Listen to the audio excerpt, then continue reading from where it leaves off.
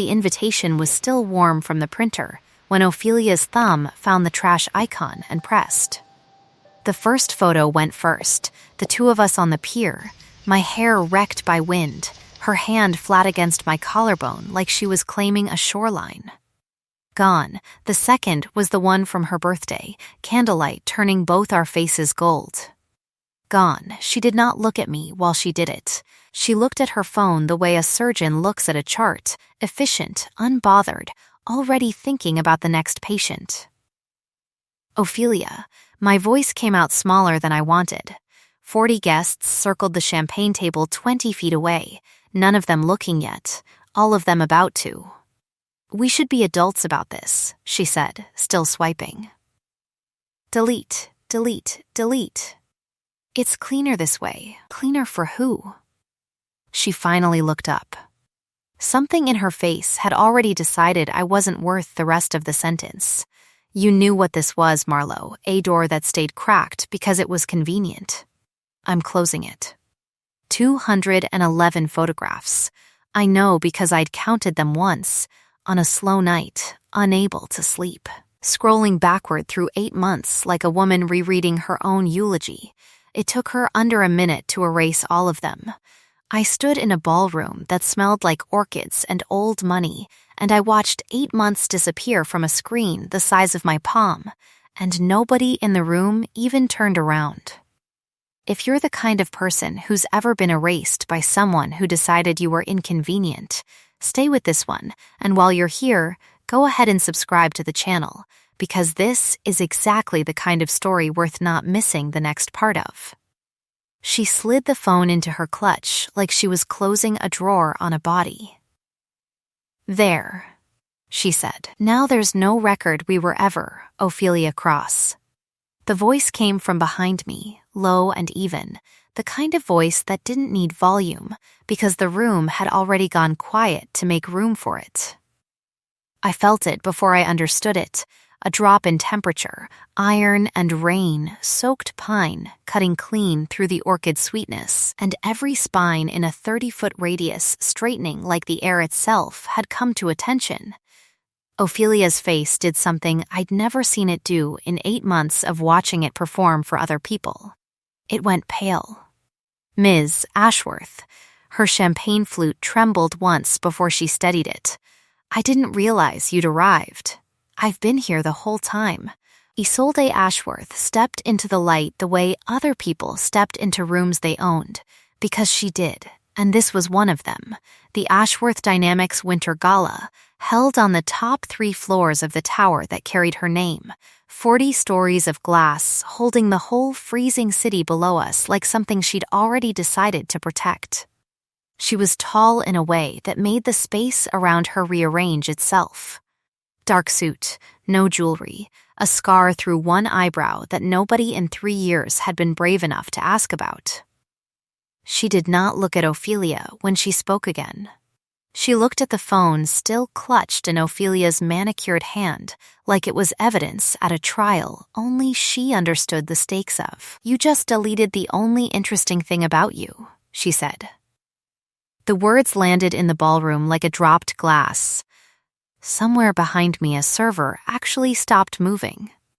Ophelia's laugh came out thin, brittle at the edges, aimed at damage control. Isolde. This is a private matter. I don't think you understand the context.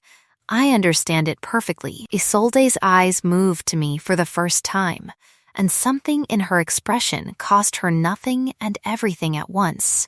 Recognition, maybe. Or the particular stillness of someone who has been waiting a long time to say a thing out loud. I've read your file, Miss Hale, twice then back to Ophelia, and her voice dropped one register colder. You just lost what I wanted. Nobody moved. I certainly didn't. I stood there in a dress I'd borrowed from my roommate, holding a warm glass of champagne I hadn't touched, while the most feared woman in the city looked at the wreckage of my relationship and called it a loss on her ledger, not mine. My name is Marlowe Hale. I was 28 years old. I fixed broken hard drives for a living out of a shop that smelled like solder and burnt coffee, and until that moment I had believed, with the specific certainty of someone who has been taught it since childhood, that I was the kind of person things happened to, never the kind things were built around. Nobody keeps the copy. They keep the original and delete the rest.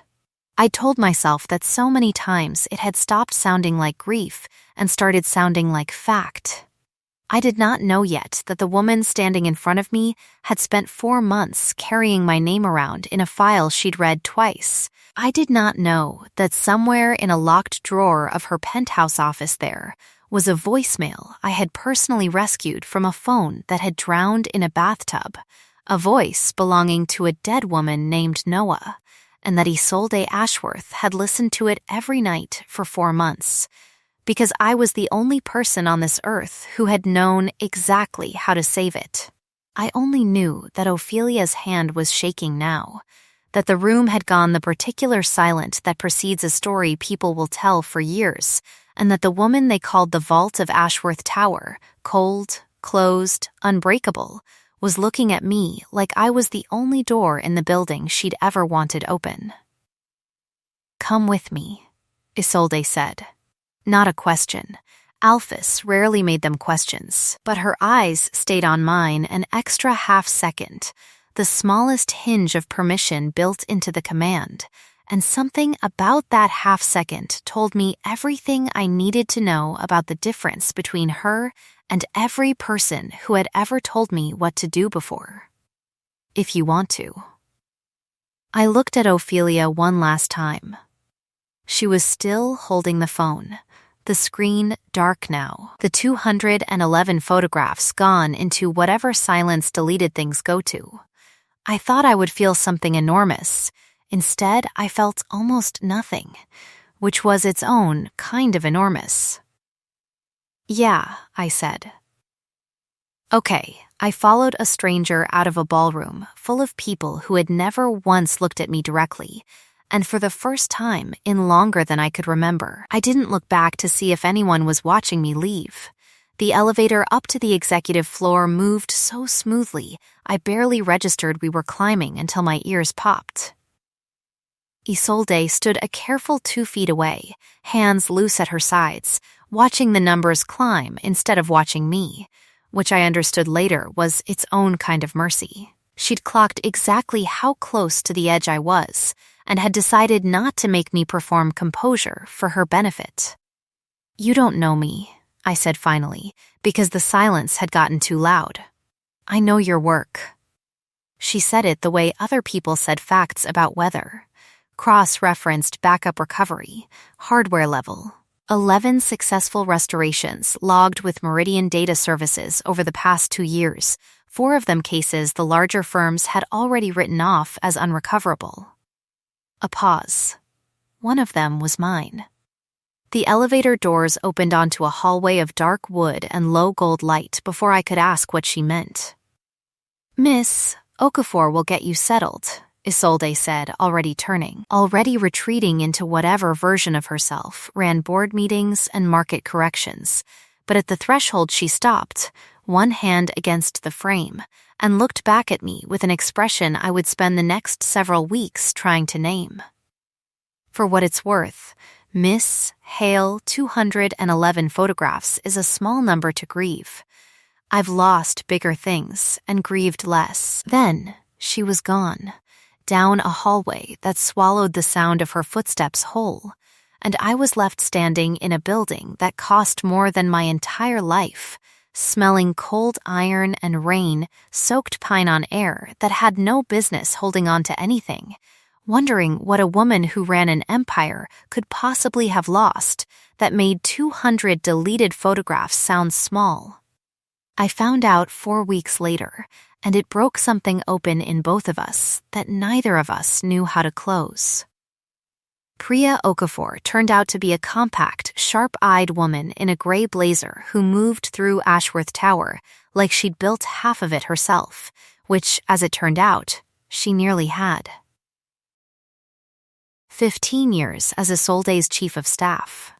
15 years, she told me over black coffee in a glass-walled office on the 38th floor of watching Isolde Ashworth run this company like a fortress with no gate.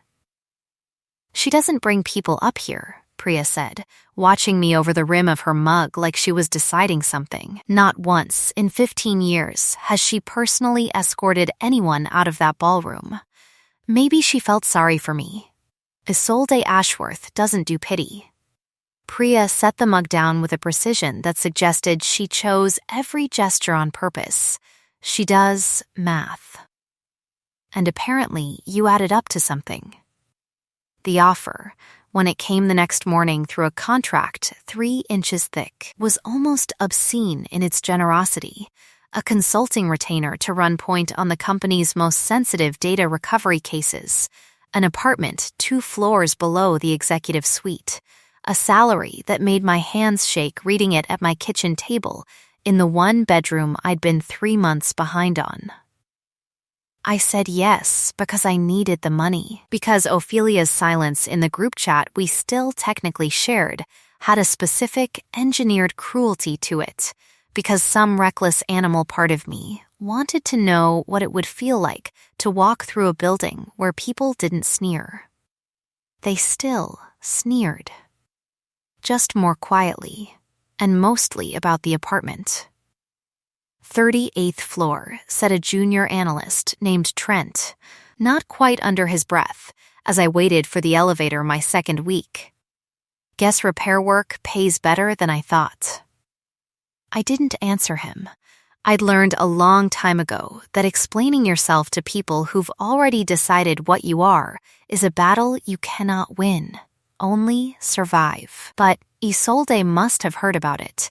Priya told me later that Trent was reassigned to the Denver office within the month, a transfer he never requested and never understood, because 2 days after that elevator ride, a box of blackberry hand pies appeared on my desk with no note attached, still warm, from a bakery I'd mentioned exactly once, in passing, to a woman I hadn't realized had been listening.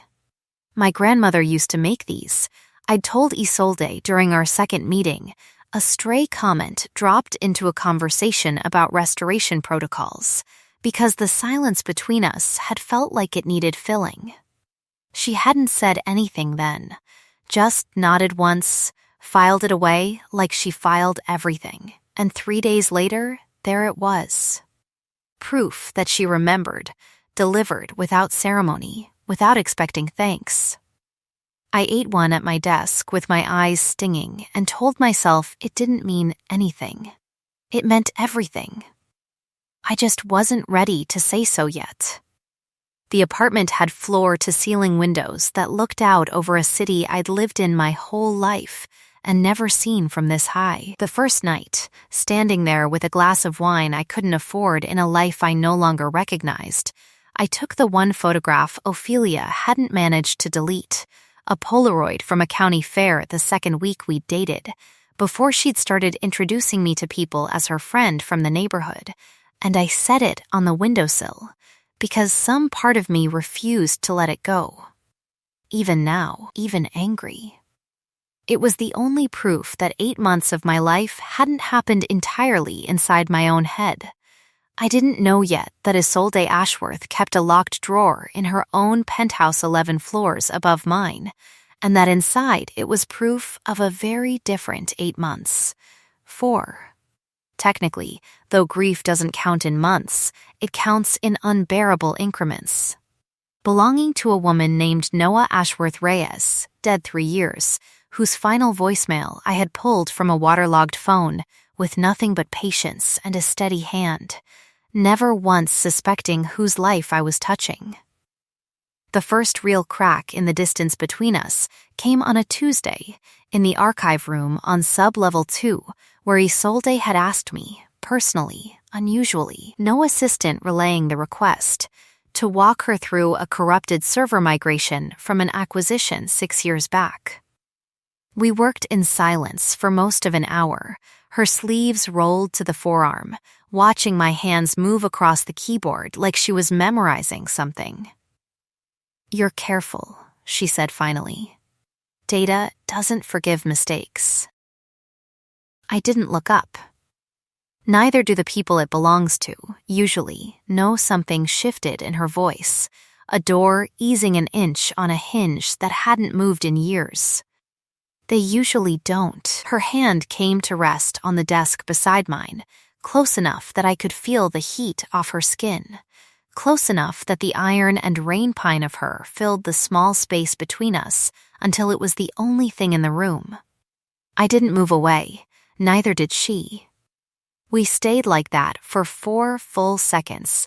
I counted them, the way I counted everything, when I was too afraid to feel it, in real time, before she pulled back like she'd remembered a rule she'd made for herself a long time ago. "Thank you," she said, standing too fast, "for your work today," and left before I could tell her that 4 seconds of someone's hand near mine had done more for me than 8 months of Ophelia's had ever managed. That night, I lay awake a long time, turning the Polaroid over in my fingers, trying to understand why the ghost of a hand that hadn't even touched me had left more of a mark than one that had.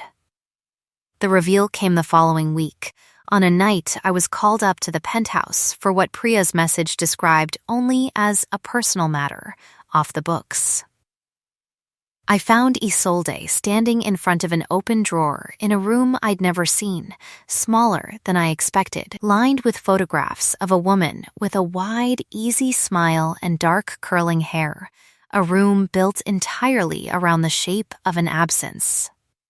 Her name was Noah, Isolde said, without turning around.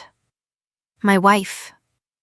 3 years ago, on the coast road, in weather she shouldn't have driven in, and I shouldn't have let her.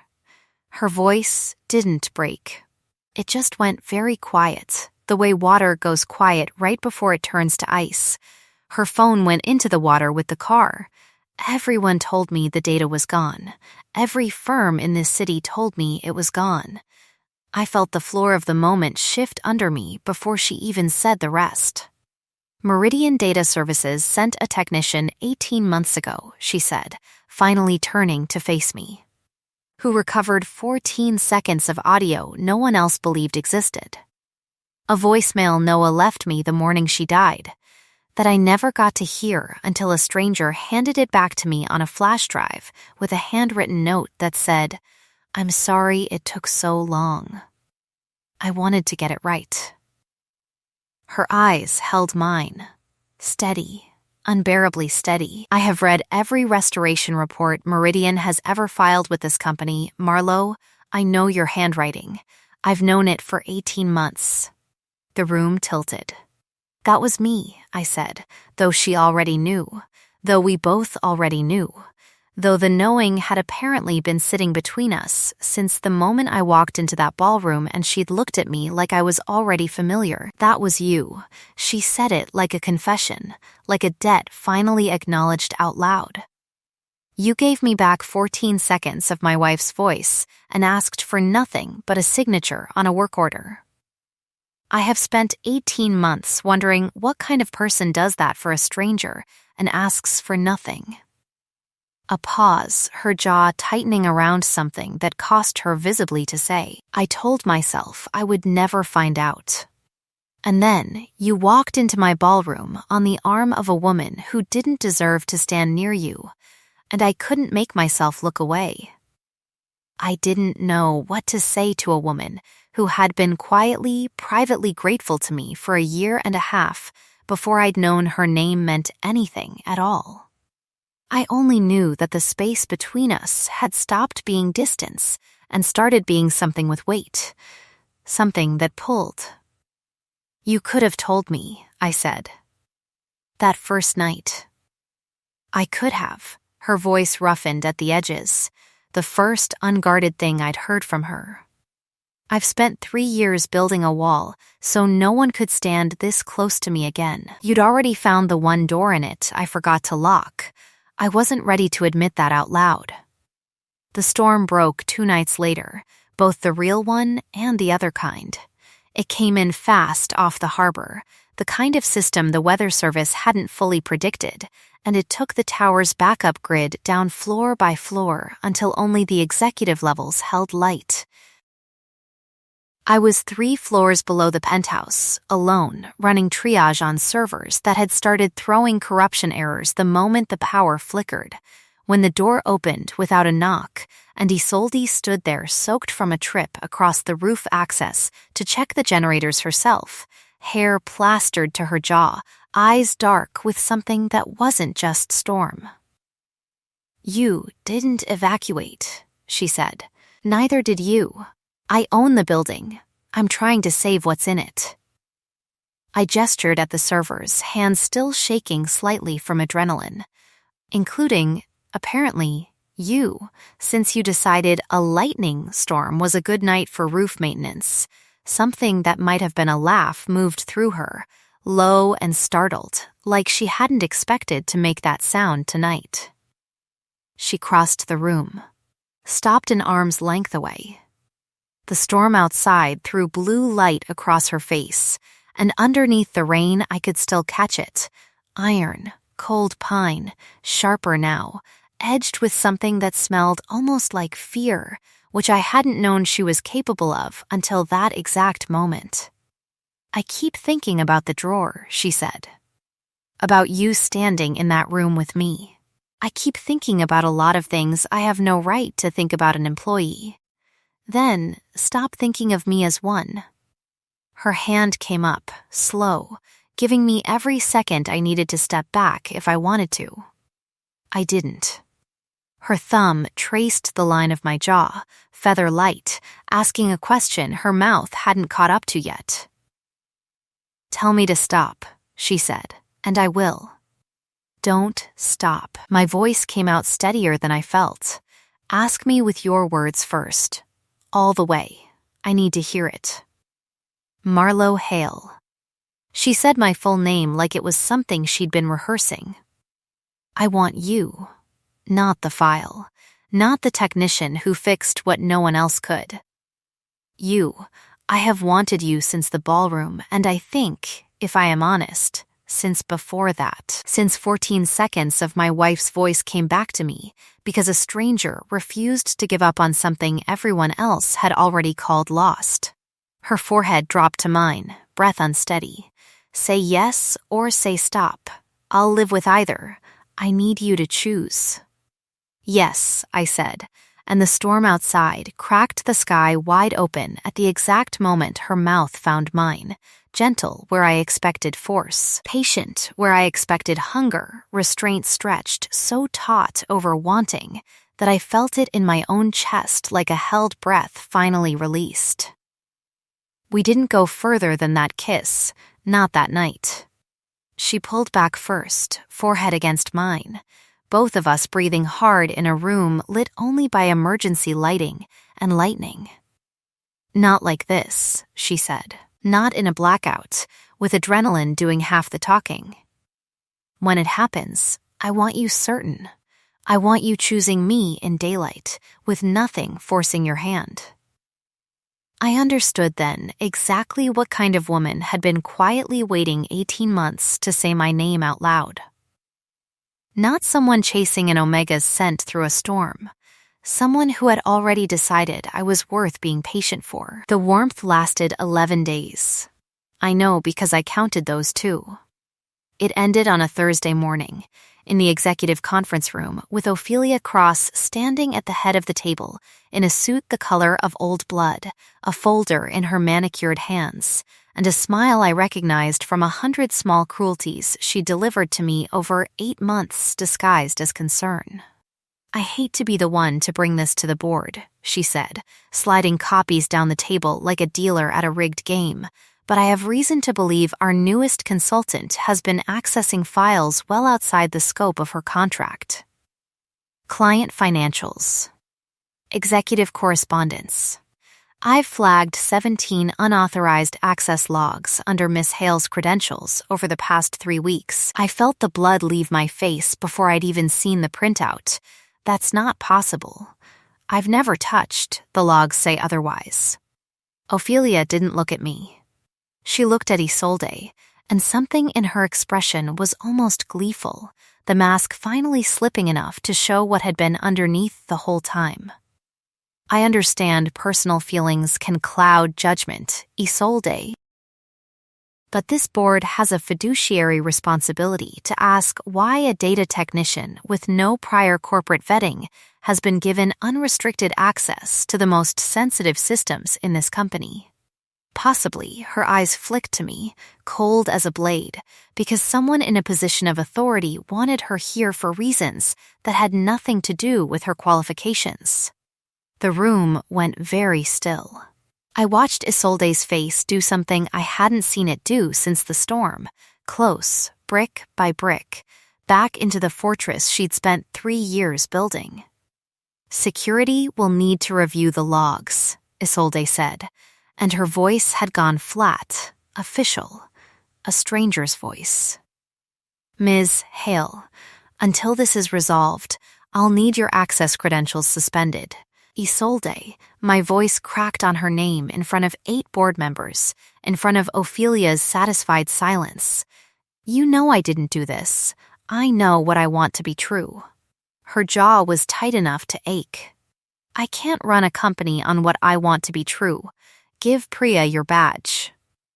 I stood there in a room full of people who had already decided, again, what I was, and I understood with a sick, familiar lurch that the woman I'd let myself love had just chosen the fortress over me, in public, exactly the way I had always known powerful people eventually would.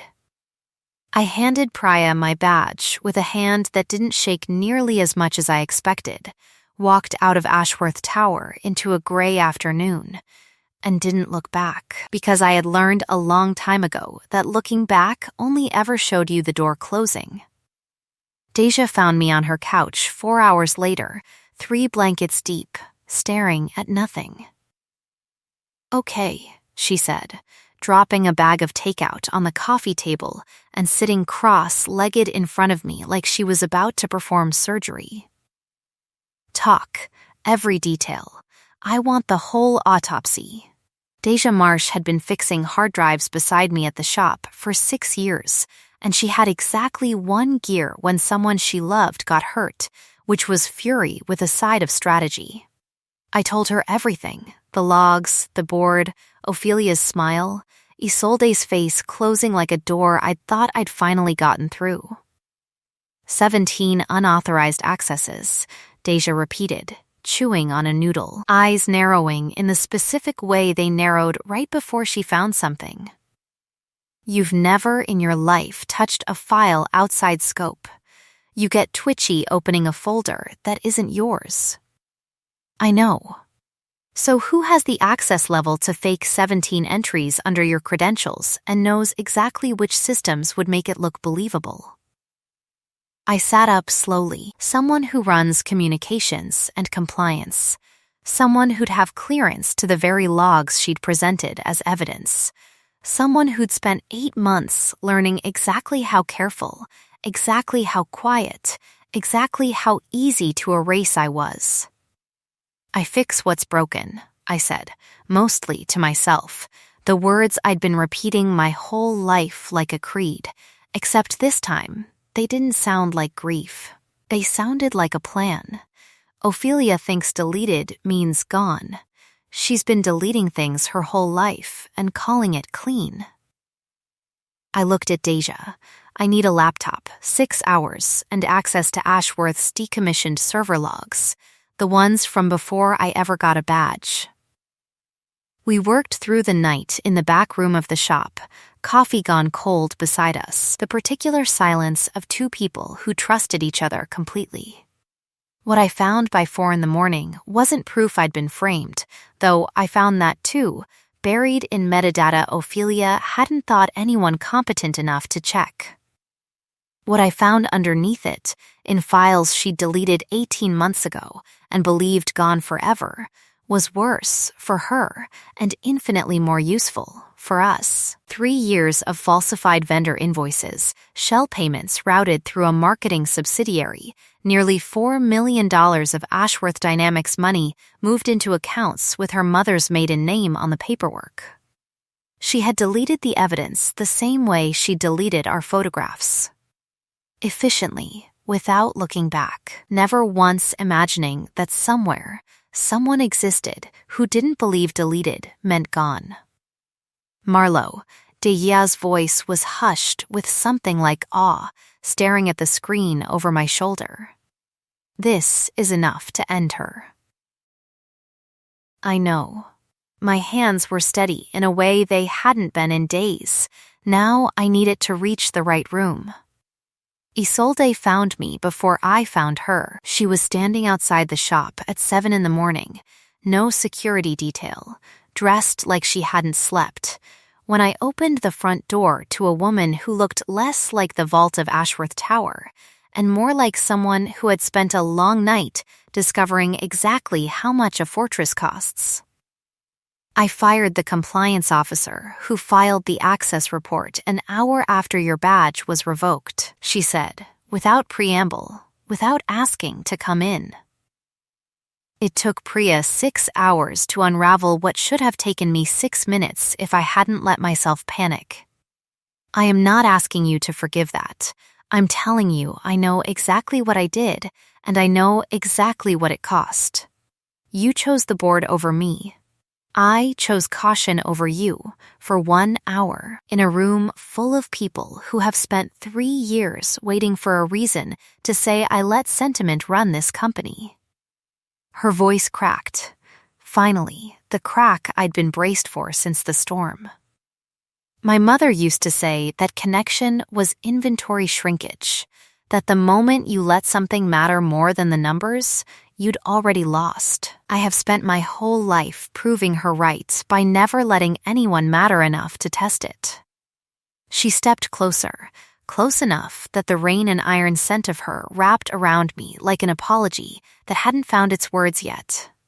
You matter more than the numbers, Marlo. I found that out in 1 hour of not having you in the building, and I have never in my life been more certain of anything less convenient. I have something you're going to need, I said, because I couldn't let myself answer the rest of it yet, not until this was finished, not until the woman who'd built her whole career erasing what was inconvenient understood that deletion was never as permanent as she'd believed. Get the board back in that room. All of them. And get Ophelia Cross there too. Isolde looked at me for a long moment, something fierce and grateful moving behind her eyes. Tell me what you need, she said, and for the first time since the storm, it wasn't a command. It was a promise. The room was fuller this time. Every board member who had watched me hand over my badge 4 days earlier sat in the same seats. And Ophelia stood at the same head of the table in a different suit, the same practiced concern arranged on her face, until Priya dimmed the lights and I connected my laptop to the main screen. 3 years ago, I said, and my voice didn't shake, Ophelia Cross began routing Ashworth Dynamics marketing funds through a shell subsidiary registered to her mother's maiden name. She deleted the evidence in 18 separate purges over that period, the most recent of them 4 days ago, roughly 6 hours after she filed a falsified access report accusing me of the exact crime she was actively covering for herself. The first document filled the screen. Then, the second. Ophelia's face went the color of the folder she'd once slid down this same table. That's fabricated, she said, too fast, her composure finally, audibly cracking. This is retaliation. This is exactly what an unvetted contractor with a personal vendetta would. Deleted files aren't gone, Ophelia. I let the words land the way she'd once let a delete button land on 8 months of my life. They're just waiting for someone patient enough to look. I've spent 6 years learning exactly how patient that takes. I clicked to the final slide, a time-stamped log, her own login credentials, her own hand on every purge, $3.8 million, and a report you falsified against an innocent employee to cover your own theft before anyone thought to check. I recovered every deleted transaction. I even recovered the folder labeled contingency, where you kept notes on how you planned to discredit anyone who got too close to figuring it out. My name is in that folder 4 times. Nobody in the room breathed. Ophelia's mouth opened, closed, found nothing. "You're an Omega who fixes hard drives," she finally managed, venom leaking through the last of her composure. "You think anyone in this room is going to believe? They don't have to believe me." Isolde's voice cut across the table, calm, absolute, the voice I'd first heard order Ophelia's entire life apart in a ballroom weeks ago. The forensic accounting firm I hired at 6 this morning already confirmed every figure independently. Security is waiting outside that door. You have 30 seconds to decide whether you'd like to leave this building with dignity or without it. Ophelia looked at me one last time, and something in her face, for just a moment, looked almost afraid. "You'll regret this," she said, low, only for me. "No," I said. "I think I finally get to stop regretting things." Security walked her out in full view of the floor she used to run like a queen surveying her territory, and this time, every single person in that building turned to watch her leave. Isolde crossed the room afterward, past board members already murmuring about lawsuits and press statements, and stopped in front of me like the rest of them had disappeared. "Ask me with your words," I said quietly, echoing the storm, echoing everything we'd built in the space between careful and certain. Marlowe Hale, her hands found my face, gentle, deliberate, the whole room watching and neither of us caring anymore. "I want to claim you." Bond, Mark, all of it, in front of every person who ever looked at you and saw something small. Tell me yes, or tell me to wait, and I will wait as long as you need. "Not here," I said, and watched something like hurt flicker before I finished, somewhere that's just ours first. Then everywhere else can watch. She laughed, low and real, and the sound of it filled the boardroom like sunlight breaking weather. 2 days later, in the quiet of her penthouse, with the drawer of Noah's photographs finally, gently closed and a new photograph, the two of us, actually printed, actually real, taken by Priya at the office the morning the story broke, propped beside it, Isolde asked me with her words one final time, and I said yes with mine. And the mark she left at the curve of my throat felt less like a wound and more like a signature on the only contract I'd ever wanted to sign twice. The press conference 3 weeks later drew every camera the city owned. Ophelia Cross was formally charged with embezzlement and fraud the same morning. The industry board that licensed corporate compliance officers moved to bar her from practicing again within the year. Isolde stood at the podium and, for the first time in her public life, didn't talk about quarterly earnings. She talked about a technician who had spent 6 years being underestimated by everyone who never bothered to look closely enough to see what she was capable of, and she called me, in front of every reporter in the state, the reason she'd finally understood that control had never once been the same thing as strength.